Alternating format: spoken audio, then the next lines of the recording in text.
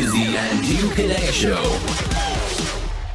Welcome to the Christmas show, the Christmas special. Hope you had a wonderful time and you are still enjoying the holidays with your family, with your close ones. Keep safe, have a great time. I had yesterday, not only that I spent time with my family, but we also had the Christmas Day games, which you probably already know that are a blast. There are always rivalries and players with history, with former teams, something like that. Unfortunately, we got to showcase a lot of NBA talent and some youth, some NBA legends already in LeBron, KD, but the matches were not that great in the sense that they were not that close.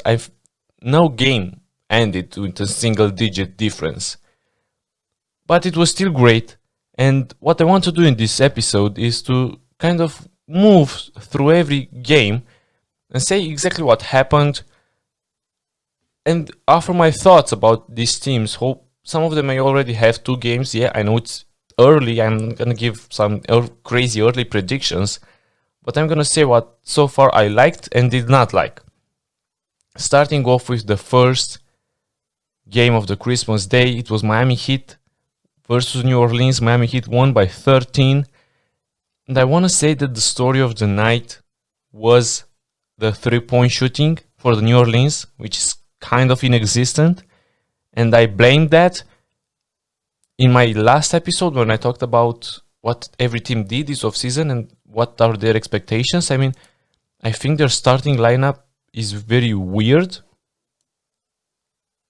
because you have Ball and Bledsoe in the backcourt, not below average shooters.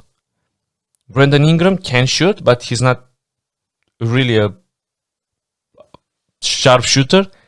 Yeah, Zion Williamson hasn't attempted the 3 yet, I think, in those 2 matches. And Steven Adams doesn't even attempt a mid-range. So the shooting on this team is very questionable. They need to run in transition. I think this is the only way they can outscore. Zion played great. 32 points, 14 rebounds. BI with 28. Yeah, other than that, Josh Hart came off the bench, dropped 12 points. But from the other 3 starters in Adams, Ball, and Bledsoe, they only had 17 points combined. This team is so confusing for me because of their starting lineup. Why would you start Ball and Bledsoe? Start Ball and put someone else at the 2, maybe a JJ Redick. Yeah, I know he's old, but he can still shoot the ball lights out. Or if you want to invest in your youth, Nickeil Alexander-Walker. I really like this dude. I think he's not yet, but he has the potential to be a great player. Maybe a starter. You can try to start him, not end with the games with him, and not play him like 30 minutes, but Ball and Bledsoe in the starting background, I kind of don't like this. I think it's great that we see Zion Williamson with 0 minutes restriction. He played great today and the opening night against the Toronto Raptors. Or not, I think the day after opening night. I'm excited for this season with Zion. Excited to see what he can bring to the table because, last season with the minutes restriction was kind of unfortunate. Now, these are my complaints about this New Orleans team. The shooting is the huge gap in their skill set because they are tall, they are athletic, they can rebound the ball, they can run the ball. You have Ball, who's a great passer. Bledsoe is point guard, so he can pass the ball, obviously. Jackson Hayes, maybe he's going to improve. Josh Hart looks like a nice off-the-bench guy you want to have on your team. Josh Hart is to me like the player you want him, even if you are a rebuilding team, even if you are a contending team, even if you are a middle of the pack team.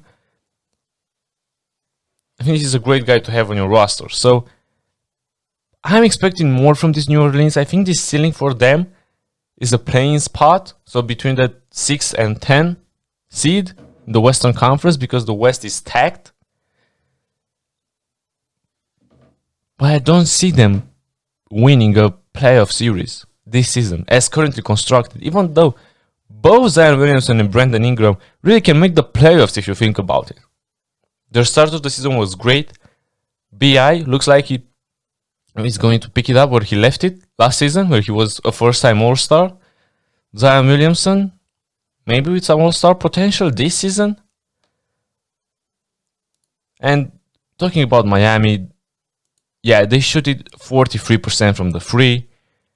Duncan Robinson, 7 threes, 23 points. Dragic came back, 18 and 9. Adebayo, 17. So, yeah, this was great. Some takeaways from this game. If Robinson and Hero are better than last season, I think, yeah, this is a problem from the Eastern Conference teams. Because I don't see them making the NBA Finals this season. I don't see them winning the East. But I see them definitely going to the Eastern Conference Finals once again. So, if you don't know, Miami Heat is one of the, 2-3 teams that almost always draft diamonds. Doesn't matter what pick they had. So, Bam Adebayo was not a late first round pick, a late lottery pick, I think. Tyler Hero as well. Duncan Robinson was undrafted, guys, and look how he developed. So, Miami Heat has a history of drafting amazing guys. And I knew that they had a lottery pick, and I was curious, will they trade it maybe for another kind of all-star, and I was almost certain that if they draft with that pick, that guy is going to be good. But look at the Precious guy, 11 points in his first game, and he played some quality minutes. Also 1 block, 3 rebounds. He looks like the kind of player that can guard your best wing player, maybe in 3 or 4 years, not really right now because he's still a rookie.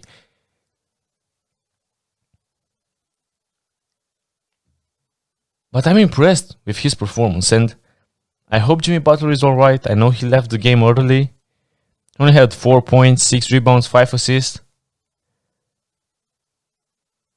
I think he's gonna be alright. Didn't look that bad. Probably he'll miss, I don't know, maybe some games. I think, though, that's a big problem for them. Avery Bradley, great pickup, 12 points. So yeah, these are my takeaways from this game, especially from the Miami Heat. This guy Precious, keep an eye on him. Because I don't think he's high on Rookie of the Year betting, but he might be a surprise. Now, next game was the Milwaukee Bucks versus Golden State Warriors, and I really don't want to give my early predictions, but if you remember, Golden State last season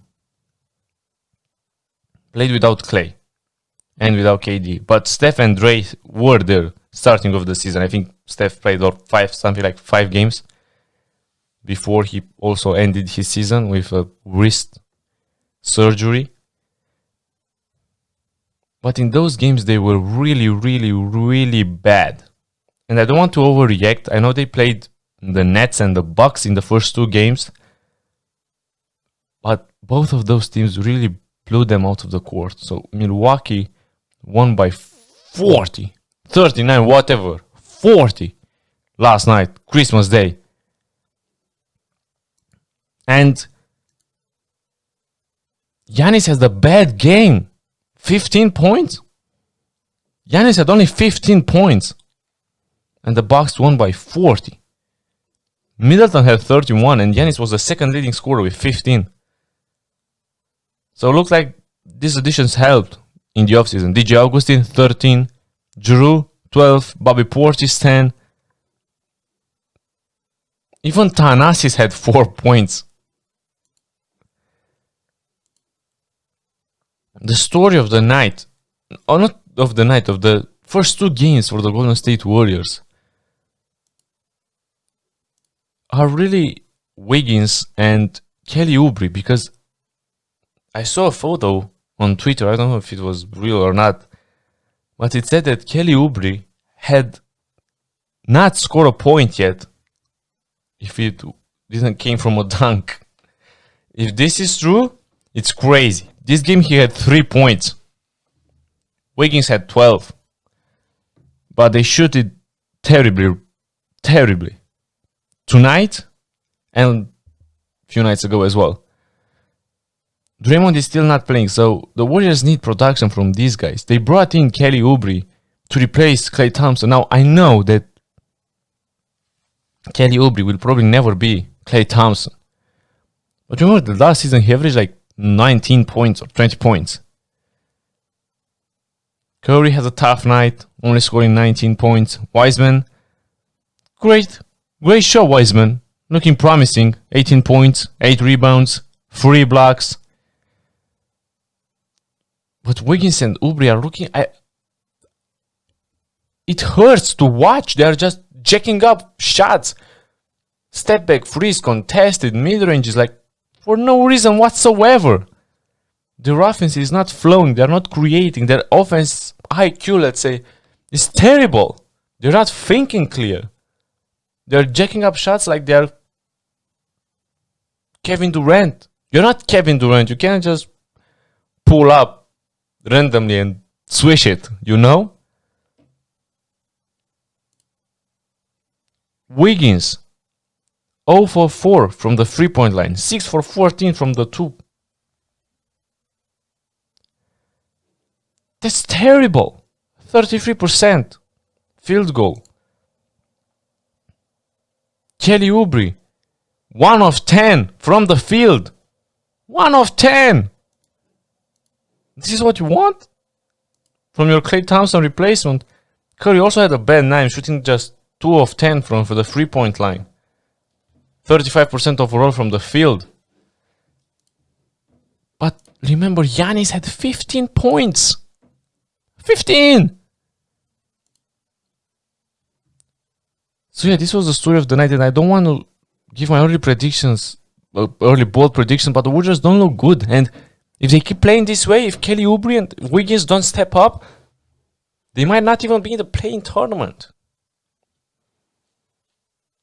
And yeah, this will not look good for Curry. I mean, Westbrook carried the team when he won MVP to the playoffs at least. Kemba, oh, whatever, that was the East. So yeah, I think Curry really needs to step it up and try at least to make the playoffs, because yeah, Klay's out, but Draymond will come back. And I'm curious to see what shape Draymond is, because last year was a disaster for him. A completely massive disaster season. So yeah, let's move to the third game of the night. A game that I actually thought had the potential to be great. And it started great. The first half was great. But then I don't know what happened. Boston shot terribly well from the 3-point line. Kemba is not there. And that hurt. Tristan Thompson got in early foul trouble. I mean, he had like 3 offensive rebounds in the first quarter of the game, but also had 3 fouls, so he had to sit down. That rookie, Peyton Pritchard, I enjoyed watching him more than I enjoyed watching everyone last night from the Boston Celtics. I don't know why. I really liked him. Brown with 27, Tatum with 20. But yeah, I'm going to say the same thing I said about the Warriors. I don't want to say anything. I think it's still too early. There were just 2 games. But this Brooklyn Nets offense looks stellar. Stellar. There is no stopping them.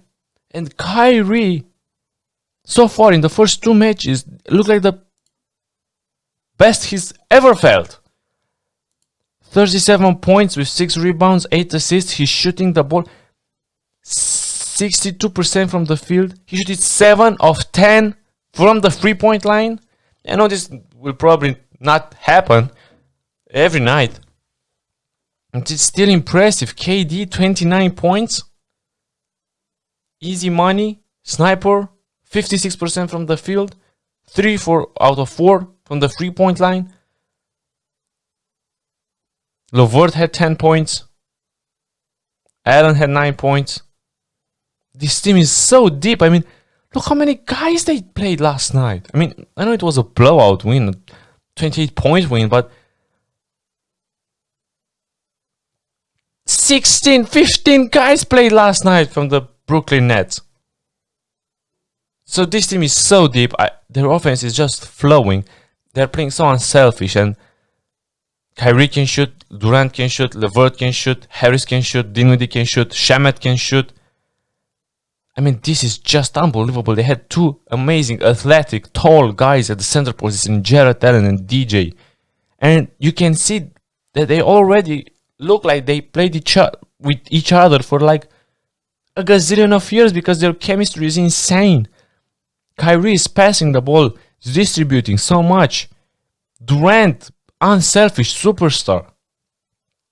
The only thing that might scare me is if Dinwiddie is okay with the role he has this season, because he's like, I see, so he started so far at the 2, the combo guard, shooting guard. Last season he dropped 20 points on an average. This season, things hasn't started so good for him. He looks okay.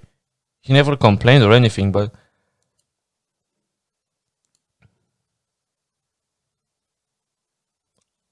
I don't know. You remember that I had, before the season started, he had some things that he wanted to represent himself.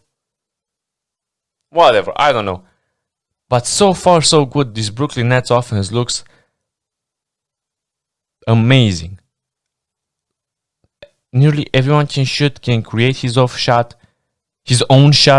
And the best thing is that they're distributing the ball amazingly.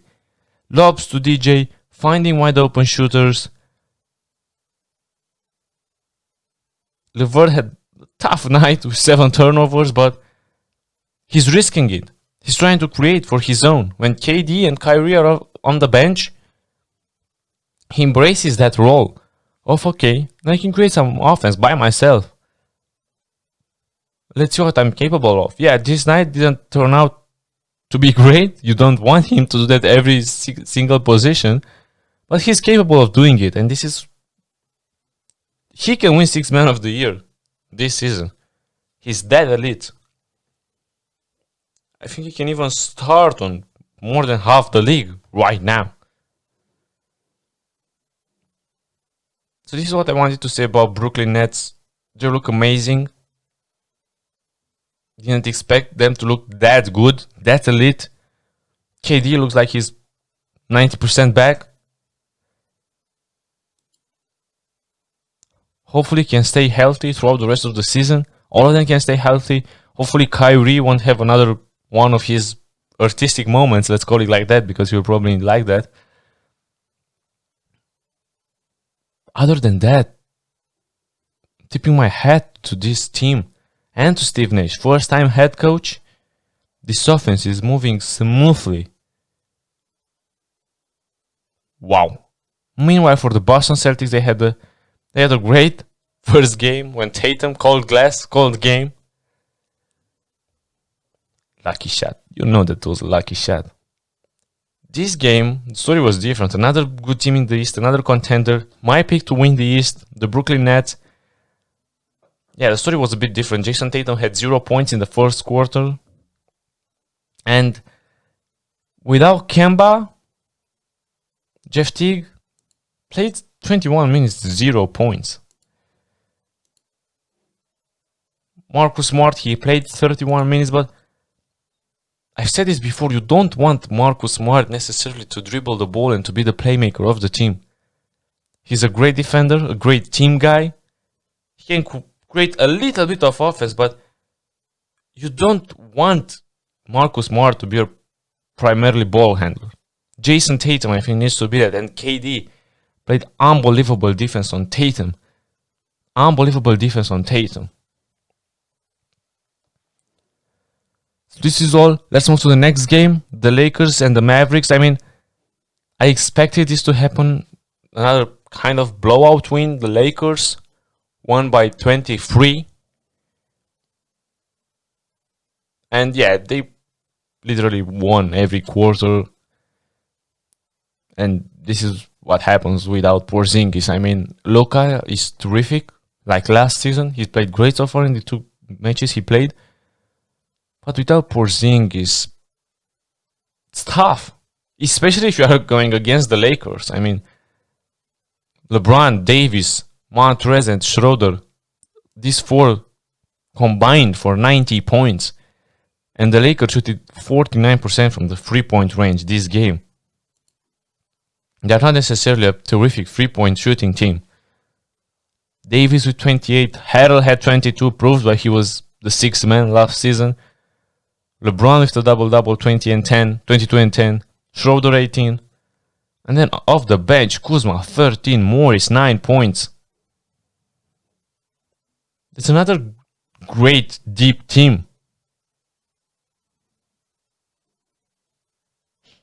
Nothing to say more about the Lakers because everybody knows. I think they're the favorites to win the West. To win the championship, Lakers Nets is the matchup I expect, I predict. Based on what I've seen so far, and even before the season started, I predicted that. And Dallas, yeah, Luka had 27. But it's hard.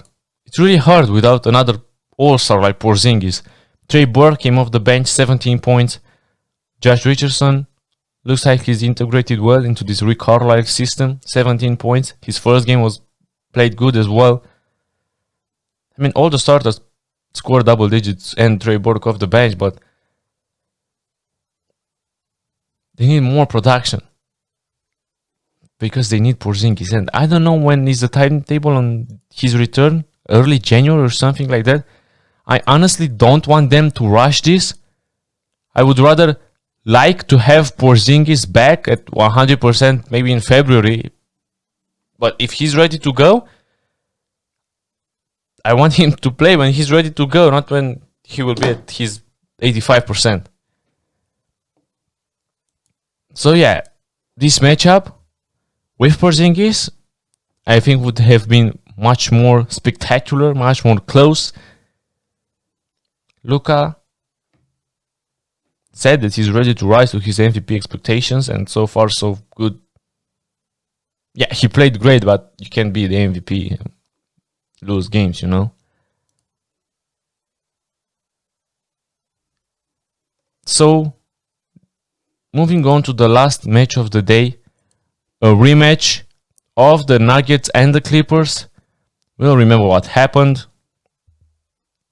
last playoff series. These two teams faced each other. The story was different in this game. The Clippers won like every quarter besides the fourth quarter. It was too late for the Nuggets to make a comeback. They shot it not so good from the 3-point line. They only shot it 6 times and made 2. The Clippers also didn't shoot it much. Only 10 attempts and 6 makes. Jokic, 1 rebound shy from a triple-double, 24 points, 9 rebounds, 10 assists, but 5 turnovers. Murray with 23, but didn't shooting necessarily good. MPJ had 10 points. I think he had 20-something points in his first game. And from the Clippers, yeah, it was a balanced effort, let's say. I mean, Paul George looked alright. 23 points. 9 assists. 6 turnovers though. So Paul George is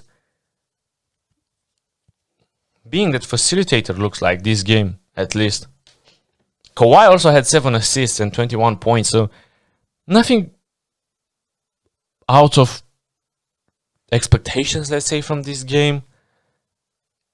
We'll see. I'm really intrigued to see what Morey will look like because, yeah, in the regular season, he's good. But in the playoffs, especially against the Clippers, he was like an MVP, man. 40 points in that game 7. Not to mention the duels he had against Donovan Mitchell in the first round. Morey was an absolute beast in the bubble. I think one of the top 5 players in the playoffs. But first game he struggled. He just signed a deal with New Balance. I think he's the second sign of the New Balance besides Kawhi. So that's interesting. Ibaka played great, 15 points. Nothing out of blue, let's say, out of reach for this game. But I expect Morey to do more because so far so good. They started 0-2. Nothing to worry about. I think that game against Sacramento was wild, weird. With the tip in by Buddy Hield at the buzzer. We will see. They have Will Barton now. Remember, Will Barton didn't play in the bubble, in the playoffs. I'm really intrigued to see what Michael Porter Jr. develops into because, as I said, first game of the season, I think he had 20-something points. But also this game, he didn't play that much, only 20 minutes. So he's kind of still with the minutes restriction.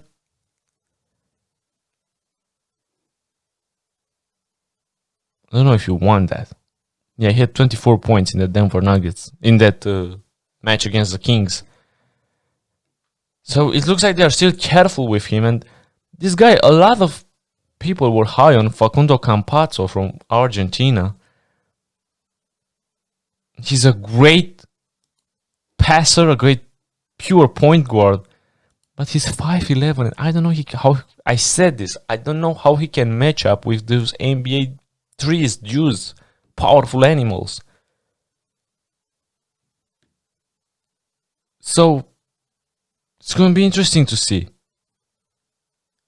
So far so good. He didn't play almost at all. I mean, he had 3 minutes in this game.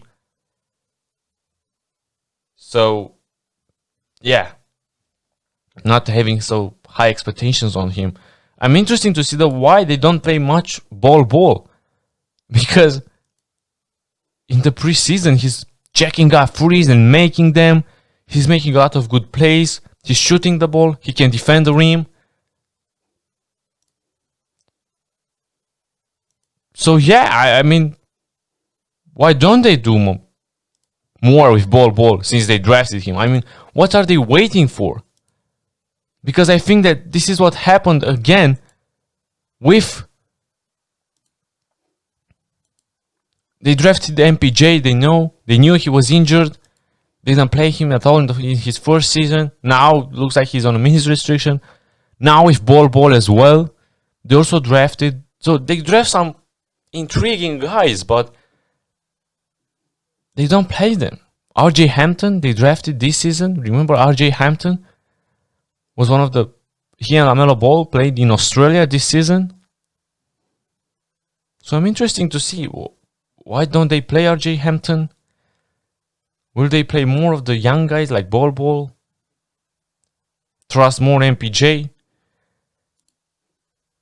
think this is one of the curiosities about this team. Will they try to make a James Harden trade? Because I think I said this earlier as well. I'm interested to see if they will do it, because Michael Porter Jr., if he will be what everyone thinks he will be, he's a great trade asset for a superstar like Harden. Put in some salary fillers, some future first round picks, and I think that the Denver Nuggets have enough picks to trade. The situation in Houston looks incredibly worse, and so they didn't play the first game because of the COVID protocols and safe protocols. They were still tracing some contacts between those players. I don't know one of them or two of them tested positive. I don't think it's known which one.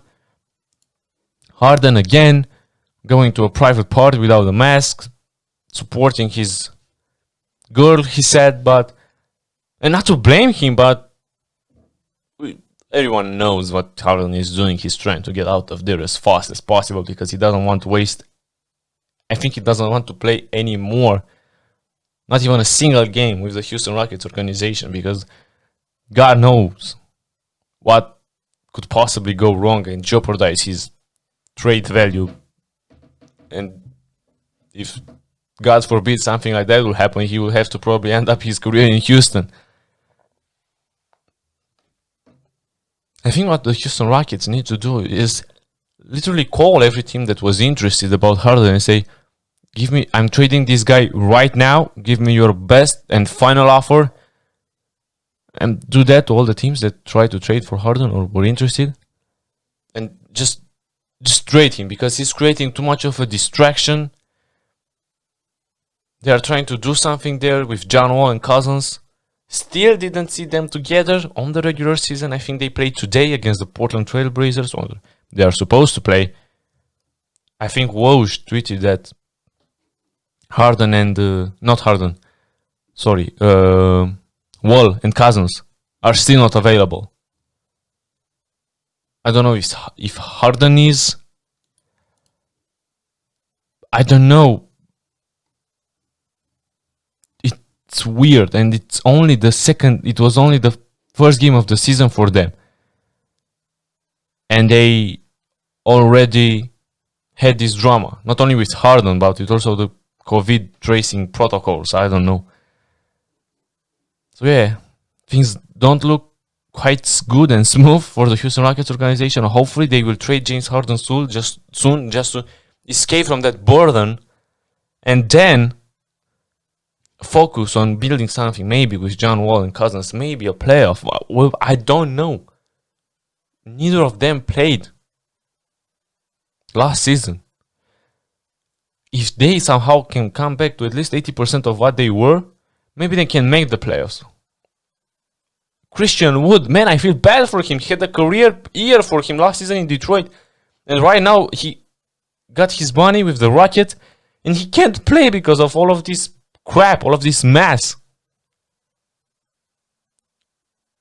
So I think I will wrap this episode up here. Thank you guys so much for listening. Wish you to have a happy holidays, to enjoy having a happy end of the year. I'm going to be back in a few days. Let's see what happens, if James Harden gets traded or not. If this happens, yeah, you can book that I will do an episode on that, analyzing who won the trade, who lost the trade, which team, which organization, with other teams that were not involved in the trade, how will they react, what will be their situation. Thank you so much if you've been listening through this moment. Don't forget to follow me on Spotify if you're listening to this on Spotify. Leave a comment on YouTube. Tell me your recommendations, what you like, what you don't like, if you enjoyed the show. You can support me on Patreon as well. The link is in the description if you're listening on YouTube. Like this video. Thank you so much. Keep safe and peace out.